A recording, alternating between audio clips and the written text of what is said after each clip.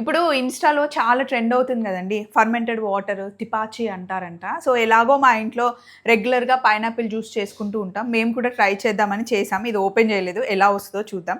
Actually ఎలా చేశానంటే, ఇది ఆన్‌లైన్‌లో, అమెజాన్‌లో కొనుక్కున్నాం. నా దగ్గర లింక్ లేదు. మేము కూడా అమెజాన్‌లో చూసుకున్నాం. మీరు నన్ను అడగొద్దు. ఇందులో 2 లీటర్స్ వాటర్ పోసాను. పైనాపిల్ ముక్కలు కూడా ఒక 2 ఏసి అండ్ తొక్క కొంచెం కండుండేలాగానే కట్ చేసుకోవాలనమాట.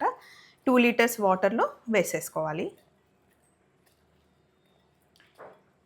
వేసేసి చక్కగా పైనాపిల్‌ని ఫస్ట్ మంచిగా వాష్ చేయాలి. అలాగే ఒక చిన్న కప్పు బెల్లం, ఒక 2 ఇంచెస్ అల్లంని కట్ చేశాను.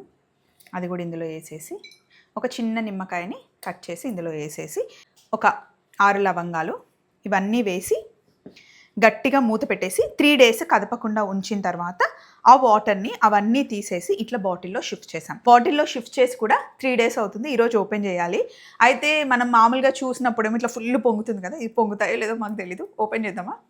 ఫస్ట్ చిన్నది ఓపెన్ చేద్దాం. అమ్మో! ఫుల్ గ్యాస్ ఉంది. అటెళ్దాం. ఇక్కడ సెట్ చేస్తే కింద పడ్డా కూడా అత్తమ్మ ఏమనదు.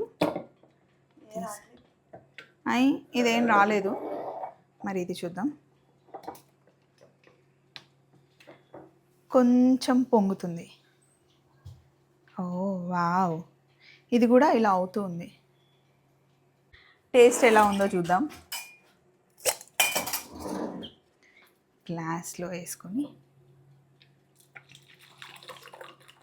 మంచి సోడా వాటర్ లాగా అనిపిస్తున్నాయి. దీంట్లో చాలా హెల్త్ బెనిఫిట్స్ ఉన్నాయంట. టేస్ట్ విషయానికొస్తే అంత పిచ్చిగా అయితే ఏం లేదు. అలా అని సూపర్ డ్రింక్ ఏం కాదు. తాగొచ్చు. ఇంకా కొంచెం బెల్లం ఎక్కువ యాడ్ చేస్తే గనక చాలా చాలా హెల్త్ బెనిఫిట్స్ ఉన్నాయి. గూగుల్‌లో సెర్చ్ చేయండి. మేమైతే ఫైనల్‌గా చేసేసాం. నెక్స్ట్ బ్యాచ్ ఇక్కడ రెడీగా ఉంది. By by.